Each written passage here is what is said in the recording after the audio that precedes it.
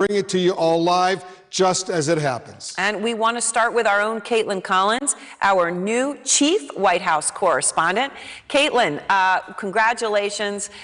Just absolutely wonderful and more deserved than anyone can ever know. What are you learning about what is happening inside the White House behind you now?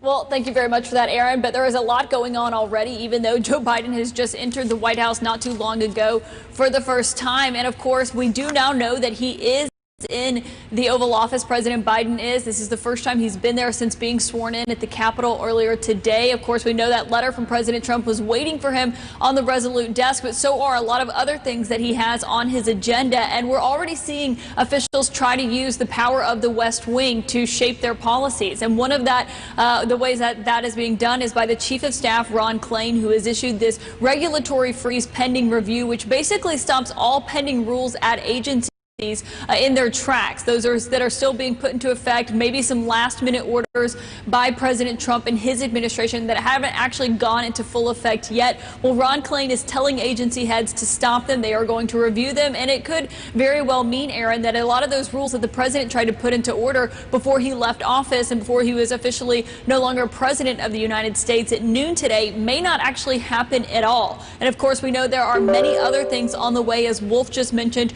with these executive actions that we are expecting President Biden to take any moment now, where he is going to be also not only trying to do things in substance, but also symbolic actions. Of course, you know about the president's Muslim ban, several other things that the president did and the President Trump did in his first few days in office. You're really going to see them try to reverse that. But what is the main thing that we are hearing from sources inside the White House that they are focusing on right now is the pandemic and making sure that they have a much different message, they say, than what we had seen from the Trump administration. All right, Caitlin, thank you very much. And I want to go to Phil Mattingly now, also at the White House. And, you know, Phil, as you're covering this, another first today, the first press briefing in just a few hours.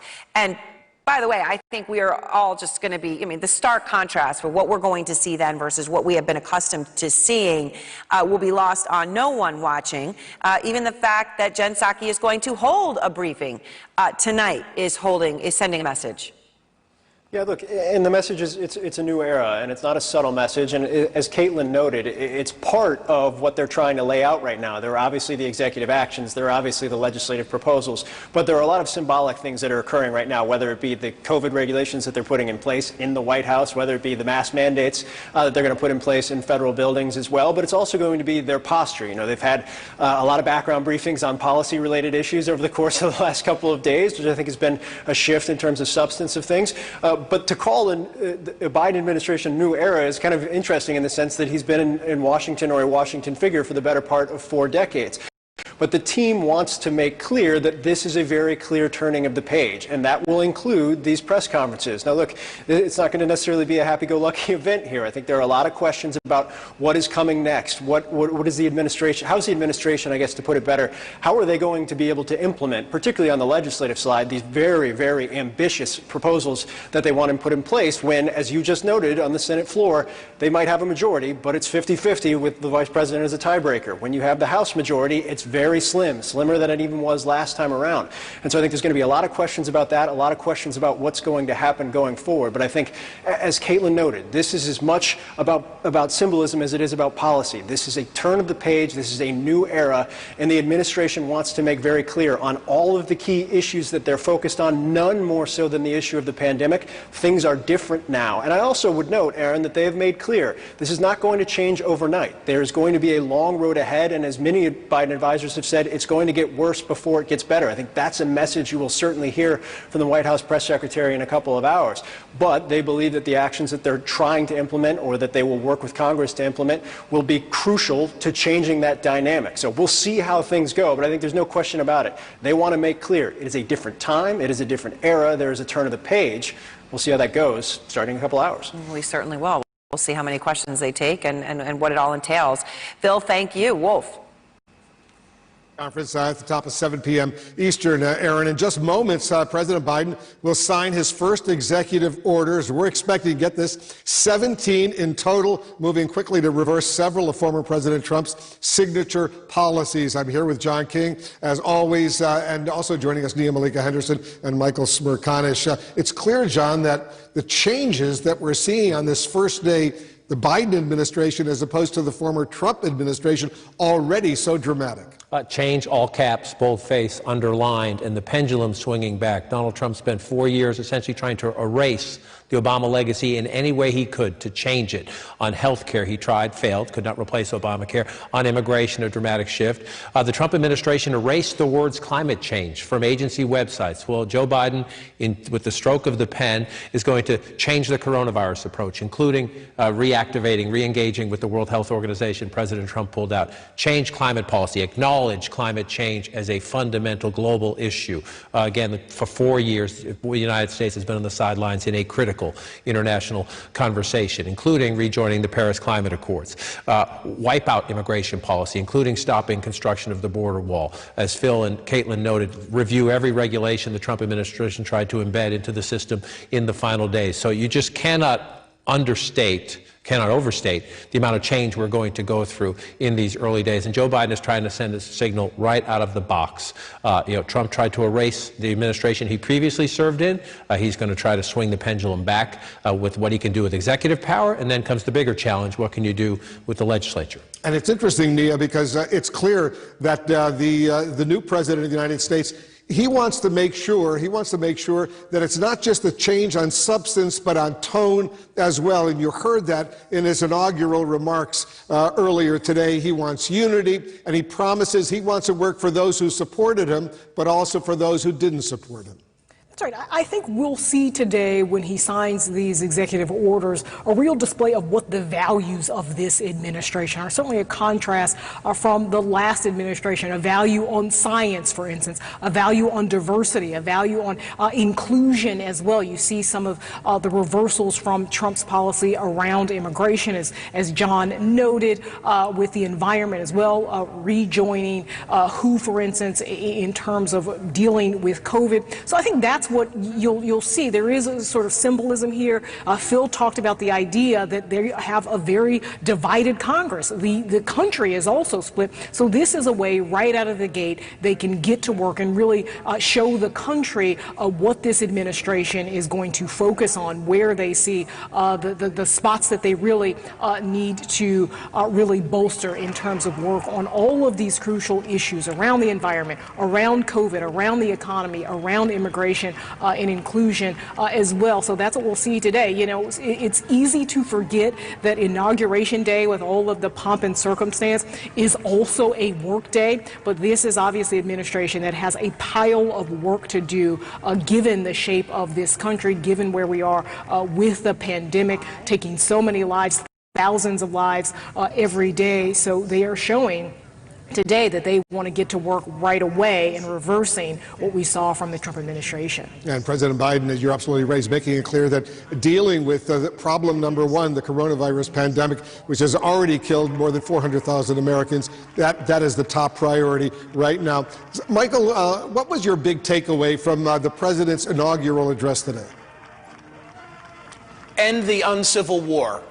As soon as he said that line, I wrote it down, I tweeted it, I said that is the takeaway, the plea for unity, but epitomized by that word choice, end the uncivil war. Because you know, Wolf, so many of us believe that in the last few weeks the nation has been driven closer to a civil war, literally a civil war, than at any point since the real one. So I thought that word choice was particularly profound.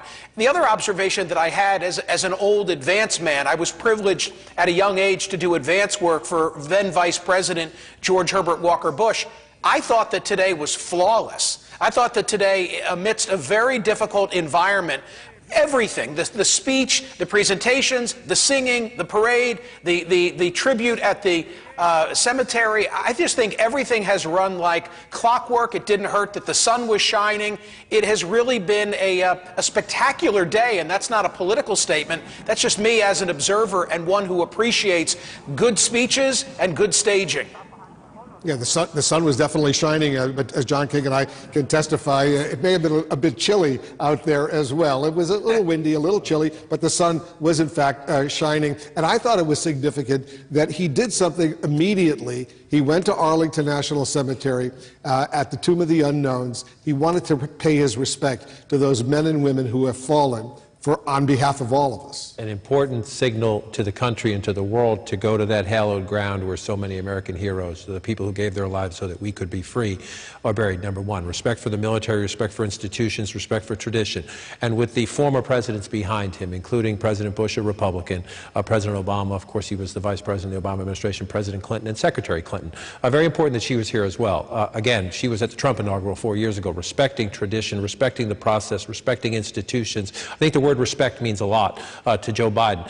Can he carry this out? Can he unify the country? That's a long-term challenge, and nobody should be, so idealistic to think this is going to vanish right away. But to Michael's point, there was the choreography of today, the messaging of today, the pictures of today.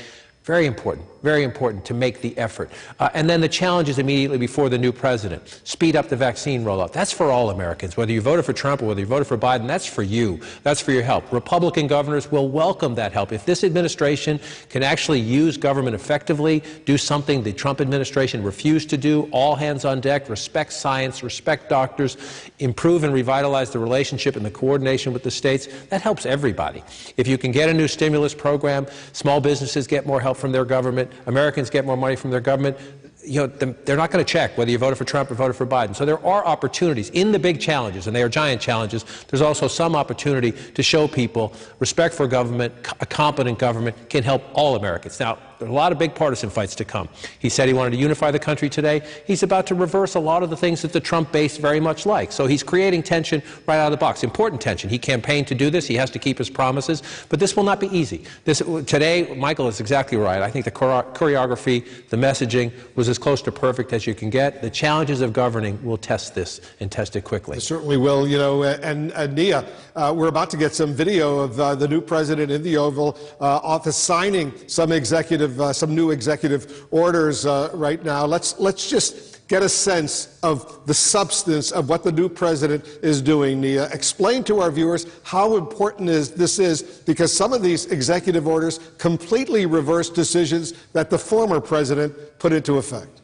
In many ways, it's kind of back to where the country was under Obama. You think about these, rejoining the Paris Climate Accord. That was a big deal for Donald Trump, a real pledge to his base that he would get out of that, and he made a big show of getting out of that. Recently, pulling out of WHO, right? He complained that WHO wasn't great in terms of the way they dealt with China and dealt with COVID as well. So rejoining WHO and putting Dr. Fauci in a prominent position in terms of being the ambassador, the leading figure in terms of our relationship with WHO. Other things, stopping the building of the border wall, big promise from this former president, and now we see from Biden stopping that on day one.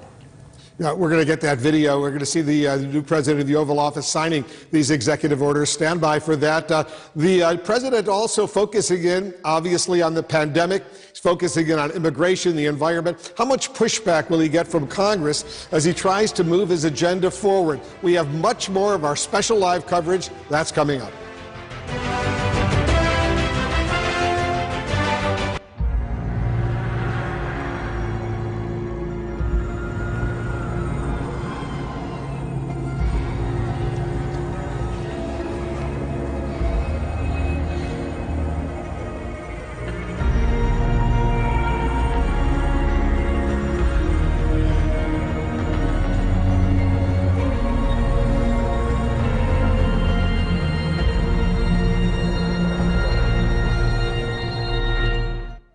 CNN International is open to the world. I'm Christiana Manpour in Helsinki, Finland. I'm Becky Emerson in Abu Dhabi. I'm here in a remote part of southern India. From the New York Stock Exchange, Port Elizabeth, Birmingham, Puerto Rico, Hong Kong, London, Damascus, Jerusalem, Moscow, Rome, Nairobi.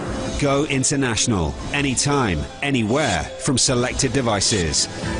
Stream it live now. Exhausted before we've even started. CNN Go International. When news happens anywhere in the world, CNN is there. A CNN investigation into a peaceful protest turned deadly. They heard an explosion. There was an exchange of gunfire. Growing concern here, imports might be carrying the virus. The pandemic's now robbing many of even a minimal income. This family, $3 per month. The country's always been changing, but it's never been as fast as it has been. We're going to go see if he has anything to say. Was it your team that poisoned Navalny? Fellas, photo. Cheese. Murr, I want this guy running and you take pictures. The juxtaposition of this Greek god versus his scalp blowing in the wind. This belt belongs to every AEW fan that said, we want something different. We rock pro wrestling back. AEW Wednesday Night Dynamite at 8 on TNT. The game of epic fails and big bucks is back. The car knocks you into a sewer. It actually got worse, Joe. There was a clown down there with a balloon. The Misery Index. All new episodes premiere January 26th on TBS. Great Scott! Great Scott! Great Scott! All month long on the TBS app. Oh, don't do that right now. Don't do that. Stop and watch a movie. Get in there and stop this! Oh, are you kidding? This is amazing. Ow! All month long on the TBS app. How big would you go for big bucks? I did not see any of that coming. Go Big Show. All new Thursdays at 9 on TBS and the app. This train is now an arc for humanity. The train is our world now. I've come to take what's mine. Snowpiercer, new season coming January 25th on TNT. I'm Bill Weir from CNN. How many people are in these kind of conditions? Climate change is here. Imagine that wall of flame. This just happened. I've never seen anything like this. It's a full-blown disaster. To adapt is to survive. My heart breaks for you. We must get it right. It's life. This is CNN. More people get their news from CNN than any other. Things we're going to be doing are going to be bold and vital, and there's no time to start like today. So what I'm going to be doing, I'm proud of today's executive actions. I'm going to start by keeping the promises I made to the American people. A long way to go. These are just executive actions. They are important, but we're going to need legislation for a lot of other things we're going to do. And the first order I'm going to be signing here relates to COVID, and it's requiring, as I said all along, where I have authority, mandating masks be worn, social distancing be kept on federal property and interstate commerce, etc. So this is the first one I'm signing. And the second one I'm signing here is the support for underserved communities, and we're going to we have going to make sure we have some bedrock equity, equality as it relates to how we treat people in health care and other things. We'll give you copies of these executive orders. And the third one I'm going to sign, and that's what I'm going to do while you're all here, is the commitment I made that we're going to rejoin the Paris Climate Accord as of today.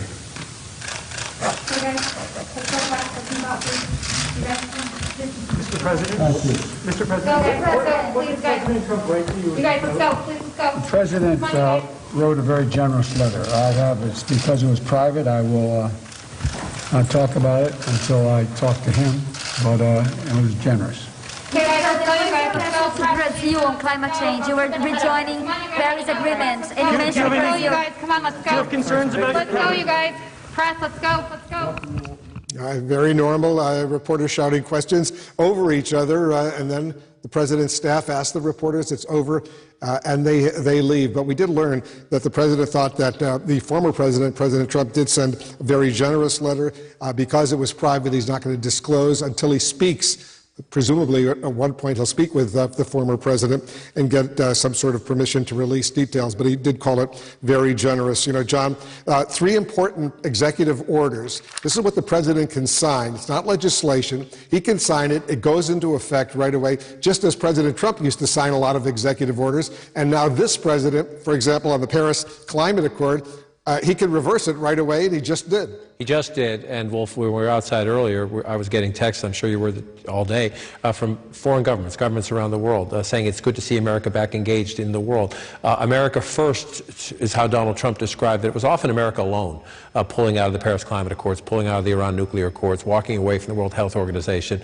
Joe Biden sending a very important signal here of his agenda, which is to re-engage, as he said in his inaugural address, to lead by the power of our example, not just with American power, but the power of our example. This is being welcomed around the world. Again, because of the previous president's position that climate change is a hoax, it's a divisive issue in the United States. There should be a debate over what to do about it. It should not be a debate that there is a climate crisis in the globe. And so, important first step, the masking. 100-day masking. He doesn't have the power to impose a federal mask mandate, but he does have the power on federal property to encourage mask use. And so again, a message of unity in the inaugural address, and Joe Biden means that, that's his DNA, but at the same time, many of the policy priorities that he is implementing include just those 2. Look at those 2, the Paris Climate Accords, masking. You're essentially challenging your effort to reach out to the Trump base because they are such divisive issues. But that's the test of leadership, selling things that some people don't want to hear. You're absolutely right. And Aaron, I thought it was very significant that the first executive action, the first executive order he signed dealt with the COVID-19 pandemic, the coronavirus pandemic, that where he does have the authority as President of the United States, you have to wear a mask in federal property, for example, or interstate travel, and you have to engage in social distancing. That was the first executive order he signed, significant. It marks a dramatic difference from the previous president. Right, absolutely right to make the point that I've got a pile of 17 and I want this one to be first, and I want to make that point, and he did indeed do so. Joining us now is presidential historian Doris Kearns Goodwin, also the author of Leadership in Turbulent Times. So Doris, as the president signs these 17 executive orders, he also said that he had gone in the desk and gotten the letter from the former president Donald Trump. Joe Biden, ever gracious, said that it was a very generous letter, but that he would want to speak with the former president before he shared anything in it. But he made a point of saying that it was a very generous letter. What does that say about Joe Biden and the man that he is at this moment? Yeah, it really does show a certain classiness, and as you say, graciousness. All these little traditions that were not followed this year matter. They used to invite you to a tea so that the families could see the White House before they got there. The idea, of course, most importantly, that the former president would appear with the president-elect at the inauguration to show that the election is over, and most importantly, conceding the election. But at least finally this letter has come through, and maybe that signals some desire on the part of the Trump people to understand that the election is over and to begin to move forward. So I think it's a good thing that the letter was left. Yes, it is. And hopefully, if it is shared, it creates some of this unity and healing that Joe Biden has made clear that he wants to do for this country. As part of this transition of power, we all know President Trump was not there, right? He wasn't able to be there after everything that he had done, and he, snubbed the Bidens, refused to be there today. And yet we did see former presidents there. Not Jimmy Carter, obviously, because of his age and the pandemic, but you did see the Clintons, the Bushes, the Obamas. They were all there. And I understand, Doris, that when they went to Arlington Cemetery, they actually recorded a video that we're all going to see tonight as part of the primetime national celebration that they're putting out there, sort of a free-flowing sort of conversation. How significant do you think that is, seeing them all together, as the whole country now will do, at Arlington Cemetery in sort of a natural conversation? I think it's absolutely terrific. I mean, the most times you usually see former presidents together are maybe at the opening of a library of one of them or at the funeral of somebody else. So for them to use this occasion for a joint video, which I've heard is going to be talking about democracy and the peaceful transfer of power, maybe that will begin to move the needle. When we talk about unity, what does that really mean? What it means that if President Biden, by everything that happened from last night's understanding of COVID and giving tribute to the people who died, to that joint session this morning when the leaders of Congress came to the Mass, to the whole speech and the sense of what the speech was, to going to Arlington. It means that you're going to try and move the needle. And because he signed the first executive order on COVID, if he can get the COVID under control, if he can get the virus under control, get those 100 million vaccines into the arms, get a COVID stimulus bill passed with more than the 50-50 to begin to move some of the Republicans on his side, he's going to build a foundation, I think, that can then, all he has to do is to get away from 50-50. If he gets to 53, 54, 55, that's the way you build unity. You solve a problem, and then you have a foundation to get to the more systemic problems that you want to reach. So Doris, I want to ask you about something else. And I know many have spoken about the president's inaugural speech and a few of the lines that really stood out. You know, the end Civil War being one of them. And then, of course, he referenced Abraham Lincoln again. The line that stood out the most to me is, "My whole soul is in this." Whether you voted for Joe Biden, whether you like Joe Biden, whether you agree with anything he said, I don't think that there's anybody who could have heard him say that who did not know that he meant it. And he obviously was hearkening back to Abraham Lincoln. Does that break through? Doris, when you look at history, at divided moments, right, when you have tens of millions of people who don't want President Biden to be their president, does this break through to them? I think the most important thing that might have broken through today was the authenticity of the man, the fact that he was speaking his heart when he said, "My whole soul is in this desire to bring this country together," the fact that you could possibly trust his word and that he was going to speak the truth. If people can see him as a person with a temperament that may be fitted for this time, in a peculiar way, you know, we used to talk about age being a liability for him and that he might be a transitional president. But in some ways, because he's facing all these crises and he has a chance because of the person he is, the experiences he's had, not just the experience of being in government, but that matters because he was there when there was bipartisanship, so he'll remember what that was like. He can reach across the aisle. He knows these characters as friends, but more importantly, the experience of having suffered loss, as he talked today about fate can come in and deal you a hand at every moment.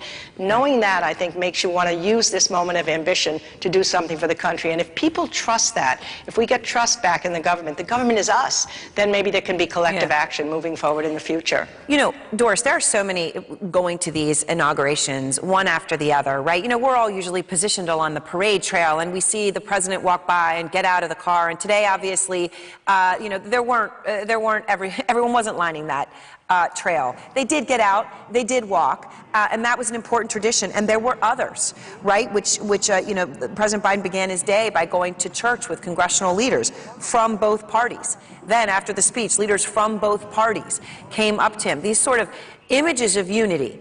Now, I point them out simply because if we forget images of unity, all we've seen is images of war and disunity and words of disunity for years at this point. Do those images, though, mean anything tomorrow? I think they do mean something today, and that may mean they mean something tomorrow. I mean, I found myself emotional during the gift exchanging ceremony. I'm thinking, what's the matter with me? Just seeing Pelosi there and Kevin McCarthy and McConnell, and you felt good. So if that feeling translates to the legislators themselves, and if they can get more than 50-50, as I'm saying, for that COVID relief bill and the stimulus bill and get the economy on track, it's the actions that are going to matter. But these images create a heart change in people, and you know, you have a majority of the people are hungering for leadership. They want this COVID thing to be under control. They want to see some equities in the society more. So I'm not sure we're talking about such an important part of the base. We have to figure out how big is that base and how big is the people that can be persuaded to go forward in a positive way. A lot of the actions that the House of Representatives even passed were agreed to by the majority of the country. So we've already got a center progressive group there if you can message it and you can educate public sentiment. I mean, the main thing he has to do is to carry forward the message today, not just of unity, but of why these bills that he wants passed are important, that the whole country as a whole will feel we're moving in a positive direction, especially if he can get the virus under control. I'm just telling you that will give him a power base, just as Franklin Roosevelt solved the banking crisis in that first emergency session of the Congress. They solved it in like 2 days. I mean, that's what they were able to do. Then he said, oh, this Congress is in an emergency session. I'll keep them here. And then that became the 100 days. But because he had solved that first crisis, he had power then to go to the deeper things and to the systemic reforms that needed to be made. And I have a very interesting analogy to make there. Doris, thank you. I'm glad to be with you on this day. It's a pretty exciting day for the whole country to have a new understanding of direction. That's what inaugurals are. Yes, it is true. It is true. And a moment to celebrate America. You know, if you go to those in Washington, you see people who knows what their political persuasions are, the joy of being part of the process. And now, virtually, we hope that people can feel that and share that as President Joe Biden calls for unity in his first speech as president. The big question, though, now is now the rubber meets the road. How does he unite a country which is the most divided since the Civil War?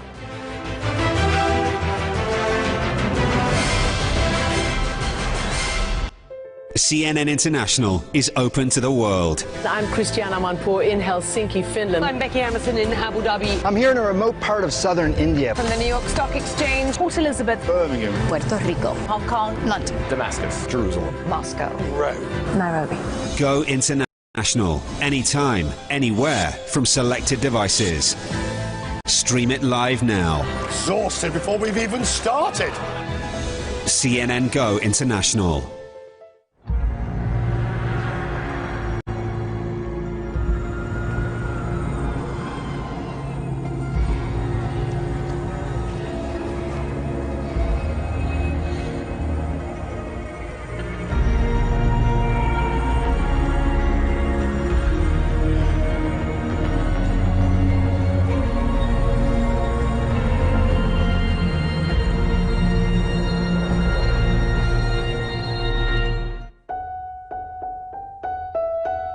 Trust has been broken.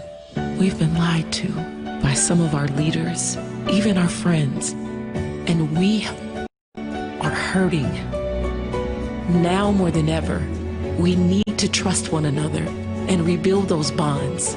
Because when we trust one another, that is when we can truly achieve great things.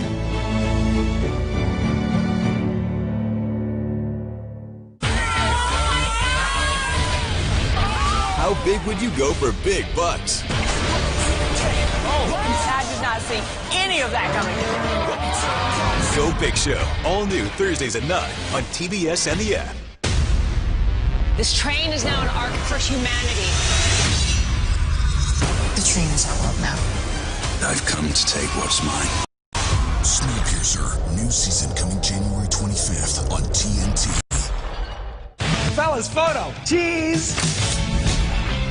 Murr, I want this guy running and you take pictures. The juxtaposition of this Greek god versus his scalp blowing in the wind.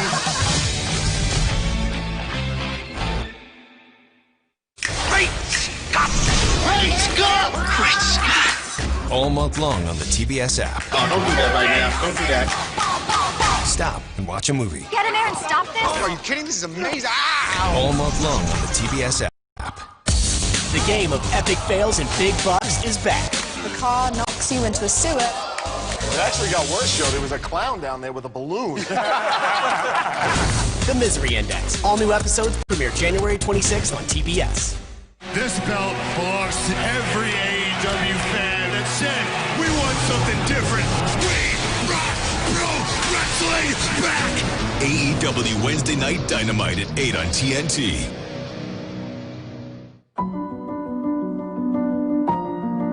A mask can say a lot about the person who wears it, but even more about the person who doesn't.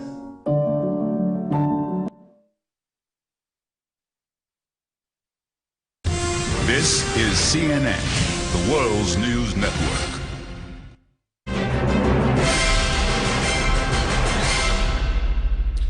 We're looking at the live pictures coming in from the White House right now, where President Joe Biden is about to swear in presidential appointees. These are individuals who will be working in his new administration, but do not need Senate ratification or approval confirmation. I want to go to our chief White House correspondent, Caitlin Collins, right now. Caitlin, tell us more about what we're about to see. This is a significant moment as well.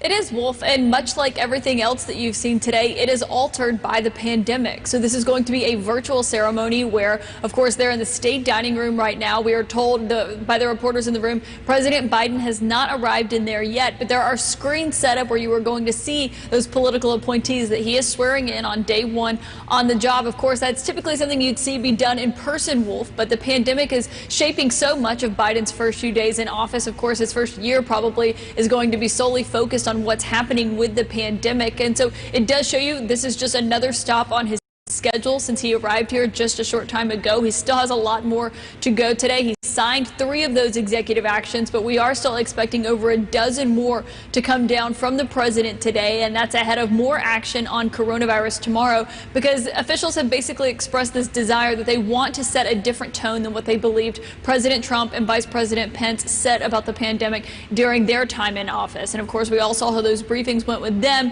but we are going to get another briefing with the press secretary today. It's the first time we've gotten one from Jen Psaki, that is the new White House press secretary for Joe Biden, and she's going to be taking reporters' questions just here in a short time. And then, Wolf, we're actually going to see the president again later on this evening. That's when he and the First Lady will come out of the residence part of the White House on that Blue Room balcony, where they're going to be, cameras will be there on the South Lawn waiting for them to come out. That's the first time we'll see them come from the South Lawn of the residence, where you saw President Trump leave the White House earlier today. So it's about 5:30. We still have a lot more to go, though, on this schedule for the new president today, Wolf. It's been a very long day already for the new president, and it's still a lot to do before he wraps things up. Stand by over there, John King. You know, we see that Marine Guard standing outside the door at the over at the West Wing of the White House. That means that the president of the United States is working. He's not in the residence. Right. We covered the White House together for quite a long time. Back in the Clinton administration, I stayed on for some of the Bush administration.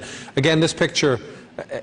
Every day I walk down that driveway, I just cherish the opportunity, the honor of working at the White House. We were obviously working in our little office space in the basement, but to see the Marine, to see the history, to see the tradition, whether you're a Democrat or Republican, we were focused mostly on the Capitol earlier today. Now we're looking at the new president in his early hours at the White House in one of the shrines of America's democracy. Again, we're going to have a lot of partisan fights. We're going to have a lot of policy arguments, many more policy debates than we had during the Trump administration, because this president has an active agenda.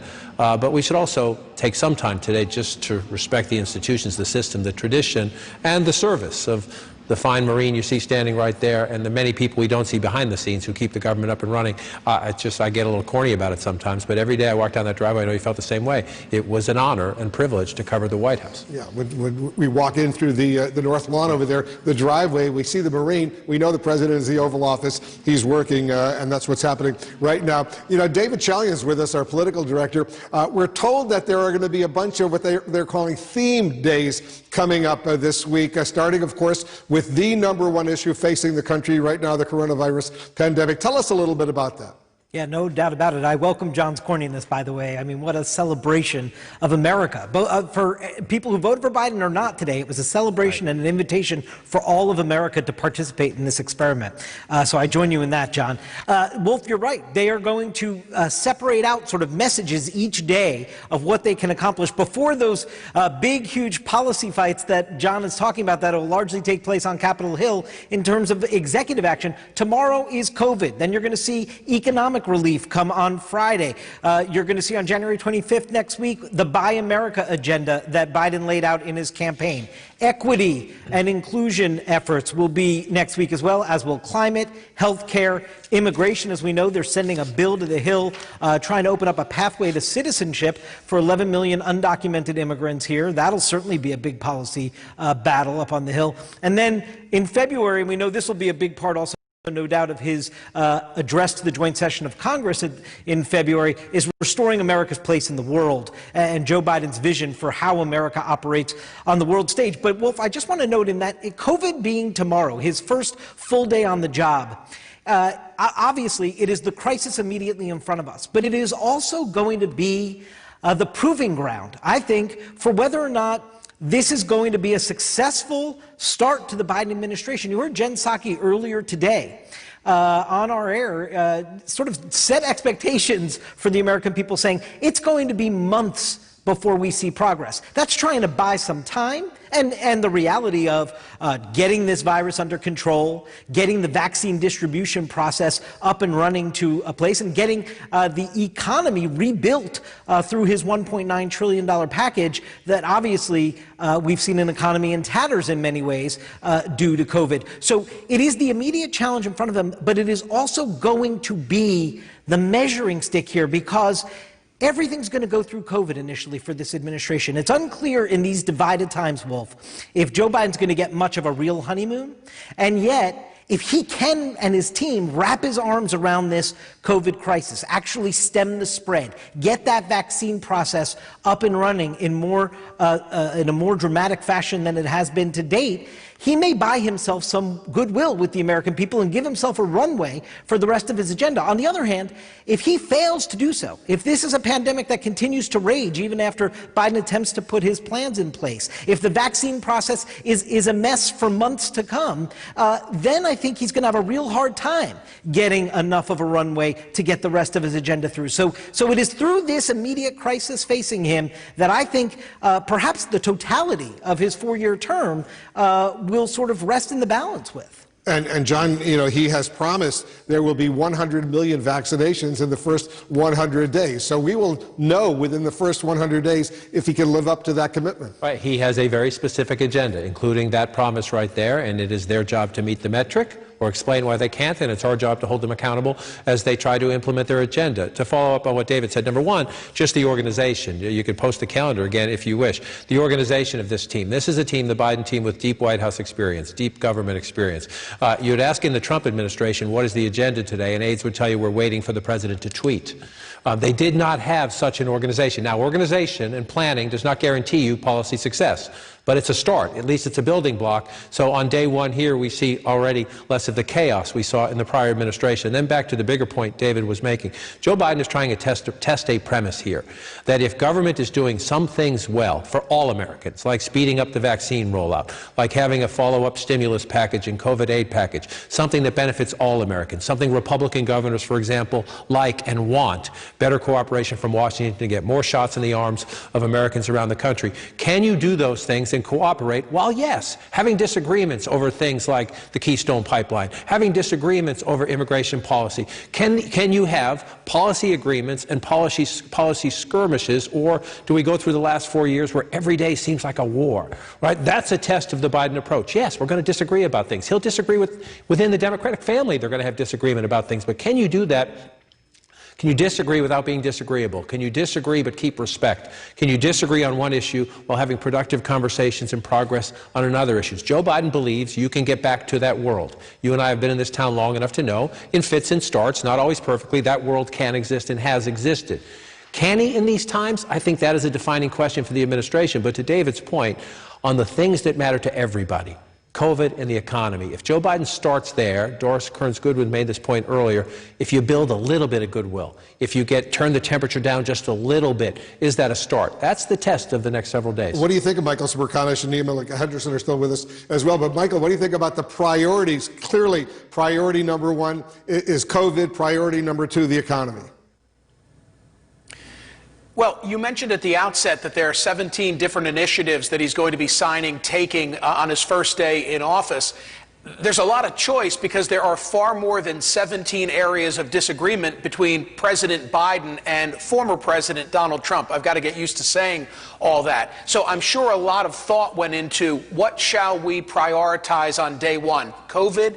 An absolute no-brainer. I find it interesting that the additional attention is on climate and on immigration, and I think they're probably wise choices. Final observation I'll make is that I'm sure that President Biden, himself a product of a Senate career, would rather be going a legislative route, but in a 50-50 deadlock, probably not a reality. Nia, he said, President Biden said that one of the executive orders he was signing would deal with the underserved communities as far as health care is concerned. What's your understanding what he means by that? Well, listen, I mean, if you look at what has happened with COVID, we see what the underserved communities are. They are black and brown communities.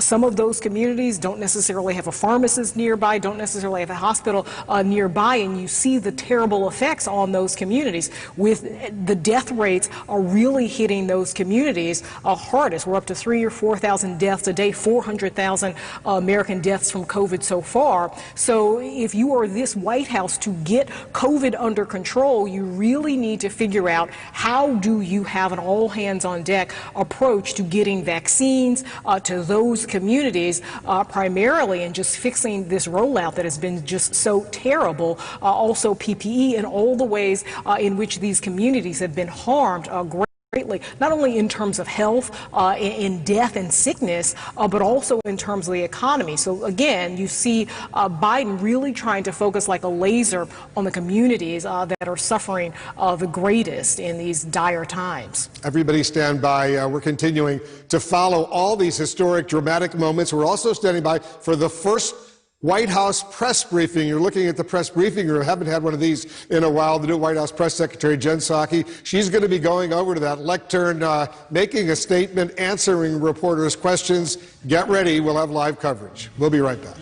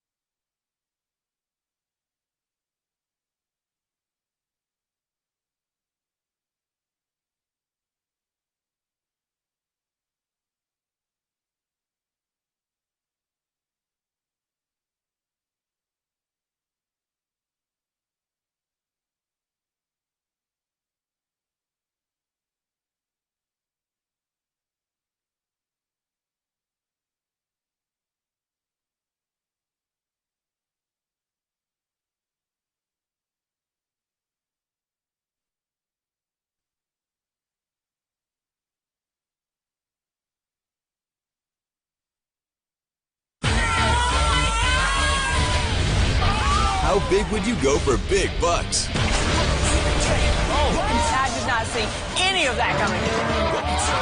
Go Big Show, all new Thursdays at 9 on TBS and the app.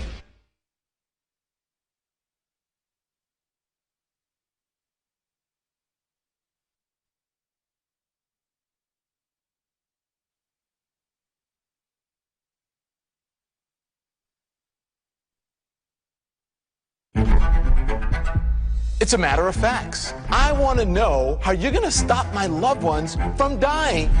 That's just not the kind of leadership we need right now. How much more can Americans take? CNN Tonight with Don Lemon, weeknights at 10.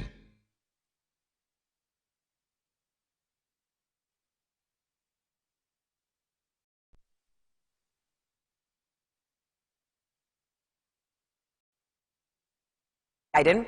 Moments ago, President Biden signing 3 executive orders in the Oval Office, telling reporters, "I thought with the state of the nation today, there's no time to waste. get to work immediately. That's the quote. And the first three orders requiring masks on federal property, ensuring racial equality, and rejoining the Paris Climate Accord. David Gregory, Anna Navarro, Bakari Sellers, Dr. Sanjay Gupta, all with me. So Sanjay, let me start with you, though, because he made a clear point of saying that the first orders were going to be about the coronavirus, right, and COVID, and in particular, stopping United States withdrawal from the World Health Organization and requiring masks to be worn anywhere on federal property. So obviously, he wants to make the point that that is his number one focus. On a practical basis, how much impact will those have? Well, they will certainly have impact. It's just that it will take some time. You know, when you look at a federal buildings and federal workers mask mandate, you're talking maybe a couple of million people. Federal lands make up about 25% of the overall land in the country. Obviously, a lot of people at home right now, but it will make a difference. Masks, in some ways, can make a quicker difference, a speedier difference than even vaccinations, which is something he's talked about for his COVID rescue plan overall. With the World Health Organization, I mean, this is an important step, not only to rejoin, or at least not, leave the World Health Organization, but also to join the global vaccination effort. One thing that we keep getting reminded of is that an infection anywhere in the world is an infection everywhere in the world. So the idea of being part of a program that helps support vaccination efforts, especially in low-income countries, is really important. So as part of that, the goal is to get 2 billion vaccines to low-income countries by the end of next year. But Aaron, your point is a good one. I mean, the CDC just released their ensemble forecast. Few weeks, usually they go into the future, and they say by February 13th, we just hit 400,000 tragic deaths. They think we would hit 500,000 by February 13th. I mean, it just takes a while for any of these programs to have an impact. I mean, and it's unbelievable with the death. It also comes, Sanjay, and I want to ask you one more question about this here. As the Biden administration is dealing with the vaccinating issues, right? And that's crucial, right? It's job number one. David Chalian is talking about that with Wolf. But we also got the news today, a new study saying, someone might be able to get infected with some of these new variants of coronavirus, specifically the South African variant, even if they've already been vaccinated. There are still so many questions, and there are still fears, right? About even if you can pull all this together, whether it will do what people wanted to do, which is to give them their lives back. Right. I mean, and that's going to be a scientifically driven sort of investigation for some time. Do the antibodies that you generate in your body in response to a vaccine, are they going to work against these variants? So far, I will tell you some of the news has been encouraging about that, but the virus, as it spreads more and more, mutates more and more. That's why that's another reason you've got to curb the spread. We've also got to do surveillance in this country to be finding these mutations early. Right now, we don't do nearly enough surveillance, so we're always sort of caught by surprise here. Yeah. But Aaron, you're right. This is one of those things where it could be a booster shot that is necessary, the vaccine. We could even get yearly shots like we do with the flu vaccine, but we've got to know what we're dealing with in the first place, and hopefully that's something that they will sort of double down on their efforts to follow that. Right, which of course the president making very clear, right, his primary focus from the order in which he did those executive orders. Dr. Sanjay Gupta, thank you very much. So David, on that front, he comes into the Oval Office and the image there is quite powerful, right? A stack of folders, right? Everyone is going to open up and he's going to sign. He went through a few of them tonight. We understand 17 in total going to be signed here in these first days of the administration. You point out that this greatly exceeds his predecessors.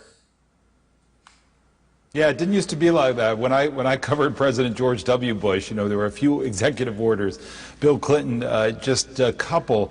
So it's really a sign of the times, and it's two things. One, if you're President Biden, you want to signal right away that you want to set a different standard, a different tone, a different direction than his predecessor, and he does that with an executive order. And it's also a sign on the virus that's so important, is to signal that the federal government is going to set a different direction in terms of federal coordination with the states, that it's not going to be sent out to the states, kind of delegated to the states to make their own rules. There's going to be a lot more coordination, so that's different. The other piece is Congress moves slowly. And there's difficult politics. So modern executives, modern presidents want to use the full power of their executive authority to signal change. And in this case, it's also a signal to the left of his party that President Biden's going to come through for you. And mark my words, the right, the Republicans are going to be watching that very closely, saying, oh yeah, you know, this new president's going to be a captive of the left. Look at those initial executive orders. So those fights will start rolling out here as we get going. Well, because, Anno, you know, we see today Marco Rubio not at the inauguration because he said he's got to, you know, do more due diligence on some of these nominees, right? So there's a lot of talk of unity, and yet there's a lot that would need to change in Congress for that to happen. And when you start off with a slew of executive orders, what does that do to the Republicans in Congress that President Biden needs so much? Why you ruined my inauguration day joy by bringing up Marco Rubio is beyond me. But look, there is no Republican, frankly, who has a leg to stand on after the last 4 years knocking executive orders. They just can't. I mean, the hypocrisy, if you could die from hypocrisy, they would all be on life support right now. And I think part of what you're seeing with these executive orders, Aaron, is also, look, we are at a somber moment. We are at a moment of urgency in the country. And you've seen this, you know, the Biden administration is setting the tone and setting the example.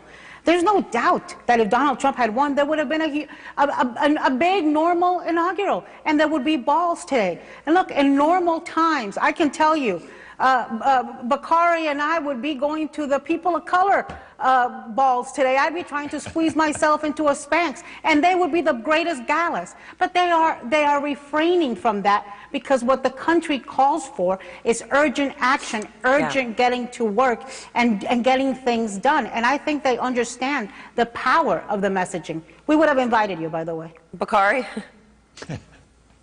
Yeah, no, I'm missing that. I am actually missing the balls tonight. But one of the things that we know is that this president has prioritized COVID-19 and stopping this pandemic. That's first and foremost. And the juxtaposition between President Joe Biden and former President Donald Trump is stark. Yeah. You had a president who didn't believe in science, who didn't believe in wearing masks. You had members of his own party, and this is the hypocrisy that Anna's talking about. You have members of their own party who were bastardizing and politicizing wearing a mask, but they were the first people in line trying to get a vaccine in their arm. Yeah. I mean, it was, I mean, they turned themselves into pretzels. You have Joe Biden sitting behind the resolute desk. You have him actually signing executive orders showing that his priorities and showing what his priorities are. I mean, they're the existential crises that we face. The existential crises that we face in this country are a lot like the same crises that Dr. King talked about. But we have the issue of a pandemic and the economy that goes along with that. You have an issue of climate change, and you have an issue of race. And so his race equity executive order, all of these things tie in. And, you know, at the end of the day, I mean, he's showing that he's going to be a leader for all of this country and try to move us forward. All right. The last point I make is that finally we have some procedure, protocol, and some respectability back to the office. We're not talking about the crowd size at the inauguration. Well, I don't think that is not what we're going to get in about an hour when we hear for the first time from the White House Press Secretary Jen Psaki. We are counting down to that. All of you stay with us, and next our special coverage of the inauguration of Joe Biden continues. We are standing by for that first press briefing.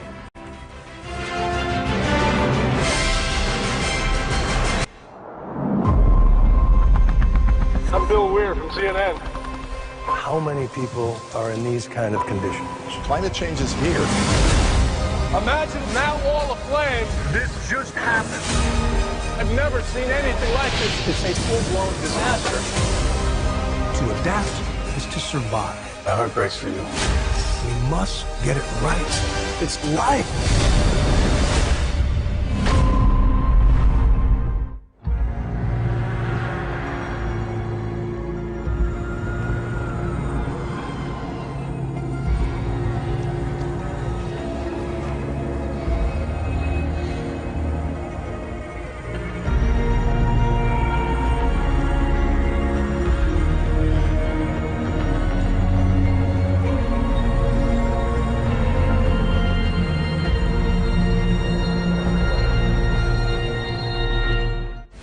news happens. Anywhere in the world, CNN is there. A CNN investigation into a peaceful protest turned deadly. They heard an explosion. There was an exchange of gunfire. Growing concern here, imports might be carrying the virus. The pandemic's now robbing many of even a minimal income. This family, $3 per month. The country's always been changing, but it's never been as fast as it has been. We're going to go see if he has anything to say. Was it your team that poisoned Navalny? This belt belongs to every AEW fan that said we want something different. We rock pro wrestling back! AEW Wednesday Night Dynamite at 8 on TNT.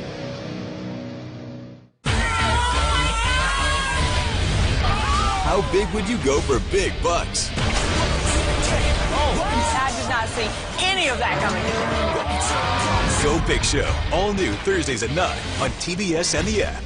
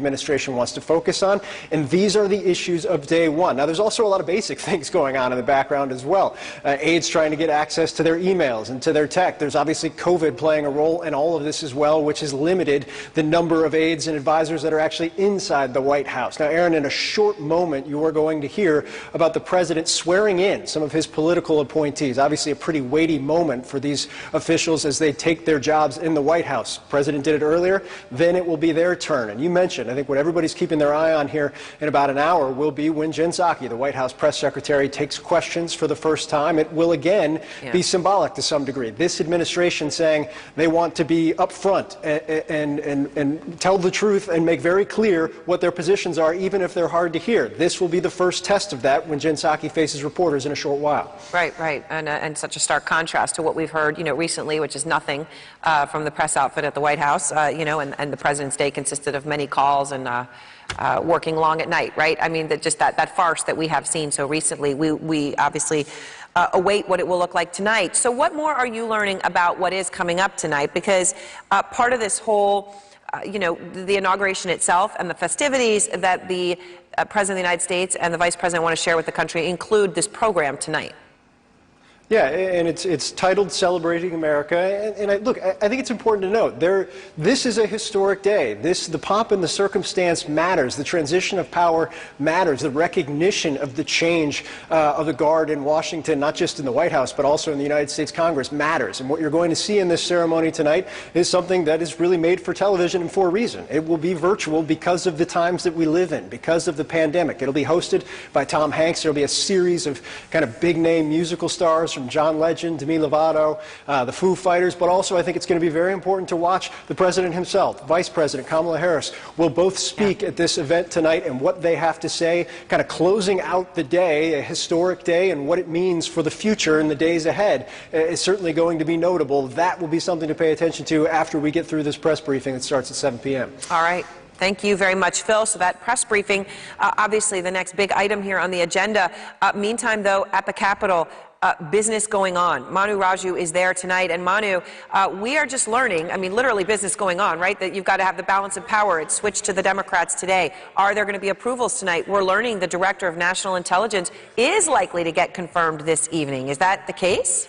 Yeah, we're hearing that could happen this hour, just a matter of minutes. In fact, it could be agreed to on a unanimous basis here in the United States Senate. There's going to be an effort to try to get her confirmed. The expectations that Avril Haines, to be the Director of National Intelligence, will get confirmed. This came after Tom Cotton of Arkansas, Republican, announced that he would drop efforts to block her consideration quickly because he said she answered a question about the CIA's interrogation program to his satisfaction. He's ready to move forward. Now, it appears that Joe Biden will get one nominee confirmed on his first day in office. That is different than past predecessors, including Donald Trump, who had 2 on the inauguration day. Barack Obama had 6 approved. George W. Bush had 7 confirmed on day 1. So a bit of a slower start for Joe Biden. This comes also as the top Democrat and Republican leaders, Mitch McConnell, Chuck Schumer, are still haggling over how to formally share power in the 50-50 Senate. And if there's not a deal on how they share power, there will also be, the Senate will not be able to officially organize on the committee level. That means that other nominees may get stalled as they wait for those larger negotiations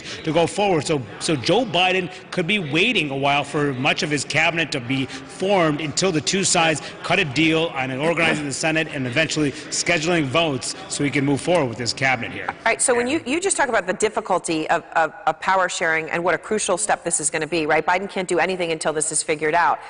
It's hugely significant. In addition to that challenge, you also have the impeachment trial, right, in the Senate. And what more are you learning about that, right? Nancy Pelosi was going to send over those articles, and that, of course, brings the Donald Trump impeachment trial and whether he can ever serve in office back to the floor of the Senate. Yeah, and Democrats are trying to make today all about Joe Biden, all about inauguration. They don't want to make the focus about Donald Trump's impeachment trial, which is why Nancy Pelosi has said very little about the timing on when she will send the article of impeachment from the House to the Senate that will begin the impeachment trial that will undoubtedly be divisive, will be a much different tone than what Joe Biden tried to push on day 1 here in office. One reason why the White House has not been eager to see this impeachment trial move ahead, but nevertheless, it is going to move ahead. There are still questions, but an expectation, Aaron, that that trial could begin in a matter of days. Also a question about how it would take place, who would preside, whether the Chief Justice will in fact preside. There's also a possibility that the new President pro tem of the Senate, Patrick Leahy, could potentially preside over that because it's a former president being tried, not a current president. So there's some questions about the rules. Leahy just told me moments ago he doesn't know if he will preside. He's waiting for John Roberts to make that decision. But a lot of questions still tonight, Aaron, about the process, the timing, and of course whether or not the Republicans will break ranks and join Democrats to convict Donald Trump for inciting an insurrection. Right, the politics of it so crucial. Manu, thank you. Wolf? Thanks very much. John King is with us, Nia Malika Henderson, Michael Smerconish. John, what do you think if they start this trial, the impeachment trial on the floor of the Senate, all 100 senators, they have to be there for this trial. How much is it going to set back, potentially, the agenda that the new president has? I think you raised a great question, and it just adds to the dizzying number of events and the collision of so many things that are going to happen here in the new Washington. Yes, a Democratic president. Yes, a Democratic Senate as well now. But this impeachment trial will stir up, of course, all the partisan tensions, all the questions. However, I do think one of the big open questions, we've talked a lot about the big open question, is how much can Joe Biden cooperate with Republicans, at least on some things. Mitch McConnell gave a floor speech today where he said he hopes that's possible. He hopes it's possible to cooperate on some things. That would be progress here in Washington. On COVID, perhaps, on a stimulus bill, perhaps, although McConnell has resisted the big, generous aid to state and local governments the new president wants. But what does the impeachment trial do? The rules are that you have it in the afternoon. As Manu just noted, it's a former president, so they may have some different rules than we saw at the first Trump impeachment trial. It may not be the Chief Justice, but most of the Republican senators have said they do not think it's feasible to do what the new president wants. Joe Biden wants meet in the morning, consider my COVID package, consider my cabinet team, move along with some business of the new administration in the morning, then have the trial in the afternoon. Republicans so far have resisted that. Chuck Schumer, the new majority leader, needs to negotiate all of this with Mitch McConnell. The outcome of those negotiations on this sharing, even though the Democrats have a majority, it's the narrowest majority, so they have to have a power sharing agreement. That will be part of it. But that, again, is another one of these potential quicksand or time bomb moments as Joe Biden tries to get off with unity. Obviously, that will be very divisive. Michael Smerconish, you've done a lot of thinking about this because I've heard you talk about it extensively. What do you think? Can they do two things at the same time? Deal with these substantive issues at the same time, decide whether or not to convict Trump, who was impeached for the second time?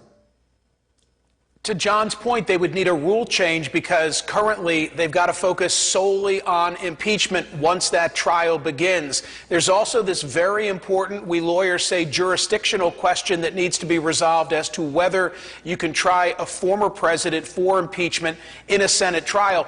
I thought that yesterday was a very significant day on this issue because when the then Senate Majority Leader, Mitch McConnell, stands up and says that the president, meaning President Trump, was to blame and the mob was fed lies, I think he's laying down a marker and he's giving permission for Republicans in the Senate to vote for impeachment, to convict, I should say, more specifically. I'm still dubious as to whether they can get to 17. And if I'm President Biden, boy, I'm not sure that I want the oxygen taken out of the room again with focus on my predecessor as I'm trying to initiate all the things I promised. And one other thing, Nia, that's significant, because I've covered Biden, Mitch McConnell for a while. They have actually worked closely together over these past 30 years on several important issues when Biden was a senator and later when he was vice president of the United States. They seem to have a relatively decent relationship, right?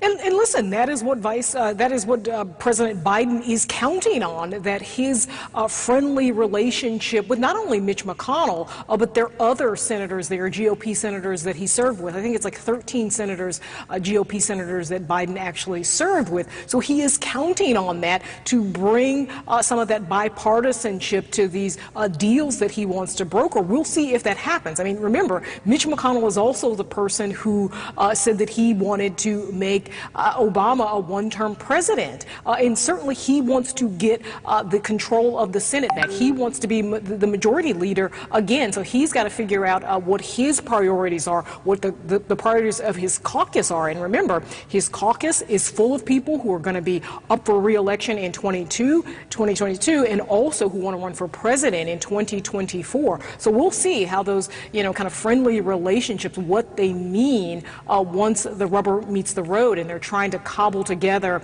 some bills and some legislation around these big issues like COVID, trying to spend billions and billions of dollars to inject money into the economy, to inject money into some of these states.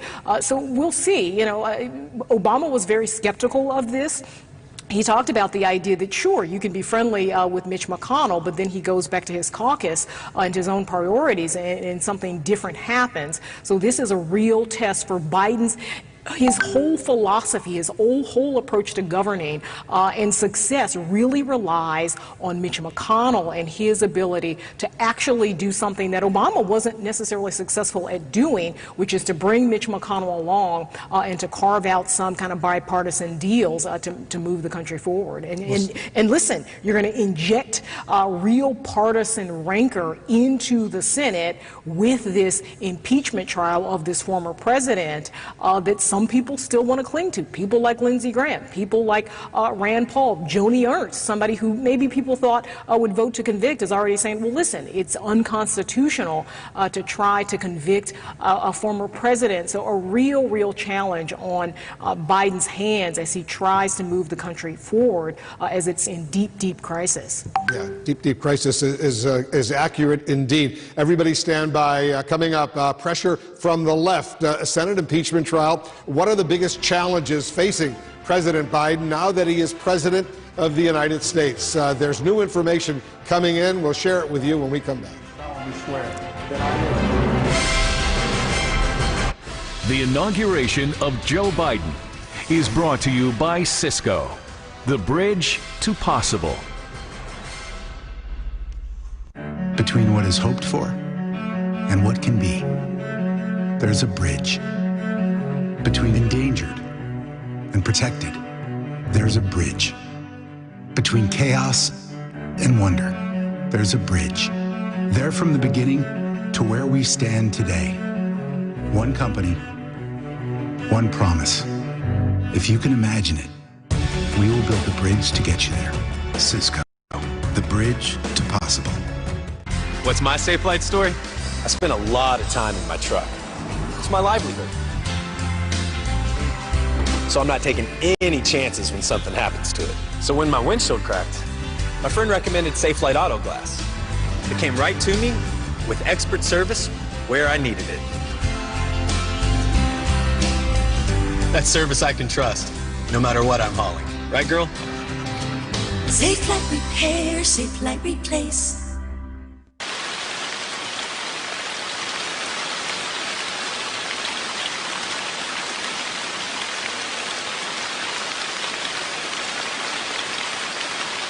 Calm. Download the free app now. My retirement plan with Voya keeps me moving forward, even after paying for this. Love you, sweetheart. They guide me with achievable steps that give me confidence.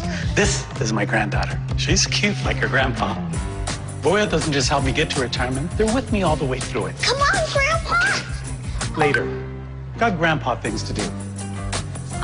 Grandpas are the best. Well planned, well invested, well protected. Voya, be confident to and through retirement. Little girl is lost, and I'm taking her home. News of the World is a tale of another time in America that couldn't be more important for these times. She needs new memories. News of the World, rated PG-13. Now available on demand. Go to watchnewsoftheworld.com.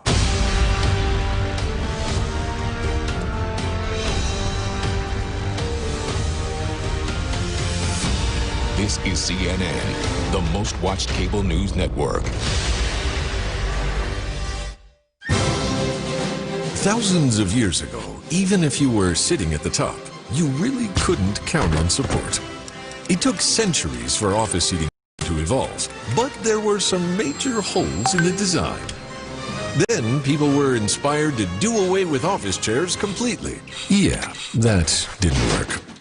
In 2020 came the breakthrough the world has been waiting for. The first ever XHMT heat and massage chair by X-Chair. X-Chair just made history's most comfortable work chair even better by integrating heat and massage into our patented dynamic variable lumbar support. Waves of glorious massage that wake up tired muscles? Yes. soothing heat that melts away daily tension? You bet. The all-new X-HMT massage chair by X-Chair. The future feels good. Upgrade to the ultimate work chair with the one and only X-HMT by X-Chair. Save $100 when you order today. This is CNN, the world's news network. Closed captioning brought to you by TheraWorks Relief. Prevent and relieve muscle cramps. We see a lot of people with muscle cramping. I probably use TheraWorks Relief on close to 1,000 patients. Get TheraWorks Relief today in stores everywhere.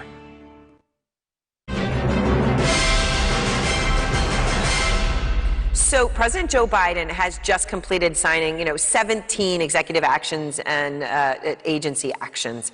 The orders cover a wide range of topics, and 9 of them, I believe 9, undo actions by President Trump. So they focused in a couple of areas. COVID, you have now an executive order which requires Americans wear masks in all federal buildings and federal lands. Also stops the United States withdrawal from the World Health Organization, among others. On the economy, asking the CDC to extend the moratorium on evictions, asking Fannie Mae and Freddie Mac to extend foreclosure moratoriums, all that till March 31st. So all of that related to COVID and the economy. On climate, big switch here. This is undoing President Trump. Biden rejoining the Paris Climate Accord. On racial equality, instructing agencies to conduct a baseline review of systemic inequities in their programs and to deliver action plans to reverse these findings. And on immigration, you also had DACA and more. So as I said, 17 is a lot, but a lot of focus, I would have to say here, on COVID, the economy. Those are big areas.